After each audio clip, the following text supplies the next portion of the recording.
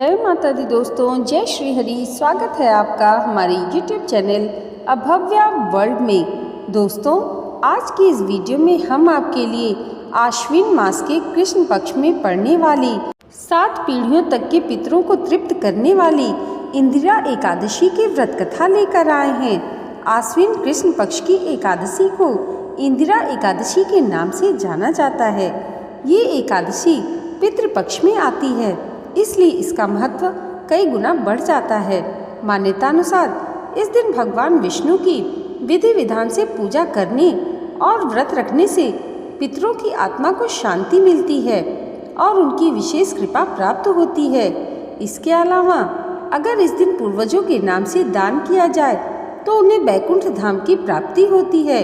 तो आइए सुनते हैं इंदिरा एकादशी की पावन व्रत कथा। प्राचीन काल में महिष्मती नाम की नगरी में इंद्रसेन नाम का एक प्रतापी राजा राज्य करता था। वो धर्मपूर्वक अपनी प्रजा का पालन करता था। वह राजा पुत्र पौत्र और धन आदि से संपन्न था और भगवान विष्णु का परम भक्त था।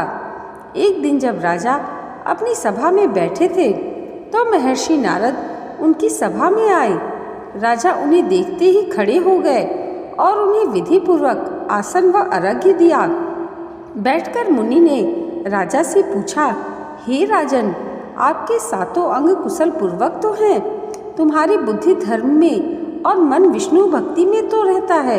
राजा ने कहा, हे महर्षि, आपकी कृपा से मेरे राज्य में सब कुशल है तथा मेरे यहाँ यज्ञ कर्मादि सुकृति हो रही है। तब ऋषि कहने लगे, हे राजन, आप आश्चर्य देने वाले मेरे वचनों को सुनो। मैं एक समय यमलोक को गया। वहाँ श्रद्धापूर्वक यमराज से पूजित होकर मैंने धर्मराज की प्रशंसा की। उसी समय यमराज की सभा में महान ज्ञानी और धर्मात्मा तुम्हारे पिता को एकादशी व्रत भंग होने के कारण देखा। उन्होंने संदेश भेजा है जो मैं तुम्हें कहता हूँ। उन्होंने कहा कि पूर्व जन्म में कोई विघ्न हो जाने के कारण मैं यमराज के निकट रह रहा हूँ।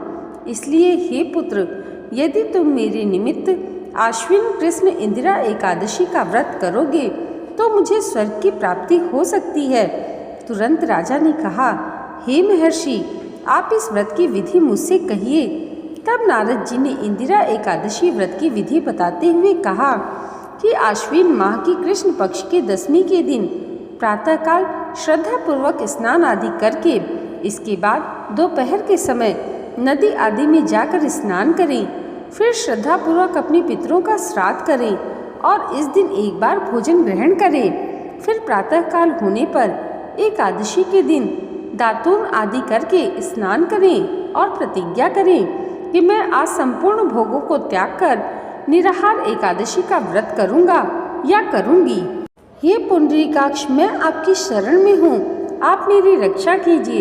इस तरह से नियम पूर्वक शालिग्राम की पूजा करें और विधि पूर्वक श्राद्ध करके योग्य ब्राह्मणों को भोजन कराएं और दक्षिणा दें। फिर धूप दीप गंध पुष्प नैवेद्य आदि सामग्री से ऋषिकेश भगवान की पूजा करें। रात में जागरण करें। इसके बाद द्वादशी तिथि पर प्रातःकाल होने पर भगवान का पूजन करके फिर से ब्राह्मणों को भोजन कराएं। इसके बाद अपने परिवार सहित आप भी मौन होकर भोजन करें। नारद जी कहने लगे, हे राजन, अगर इस विधि से तुम एकादशी का व्रत करोगे तो तुम्हारे पिता अवश्य ही स्वर्गलोक को जाएंगे। नारद जी के कहे अनुसार राजा द्वारा अपने बांधवों सहित व्रत करने से आकाश से पुष्प वर्षा हुई और राजा के पिता गरुड़ पर चढ़कर विष्णु लोक को गए। राजा इंद्रसेन भी एकादशी के व्रत के प्रभाव से अंत में अपने पुत्र को सिंहासन पर बैठाकर स्वर्गलोक को गया। दोस्तों, इंदिरा एकादशी की यह व्रत कथा अगर आपको अच्छी लगी हो तो कमेंट बॉक्स में जय श्री हरि ज़रूर लिखिएगा और इसे लाइक और हमारे चैनल पर पहली बार आए हैं तो सब्सक्राइब करना मत भूलिएगा। भगवान श्री हरि और माता लक्ष्मी की कृपा आप सबके जीवन पर सदैव ऐसे ही बनी रहे, इसी मंगल कामना के साथ मिलते हैं अगली वीडियो में। तब तक के लिए जय माता दी, जय श्री हरि।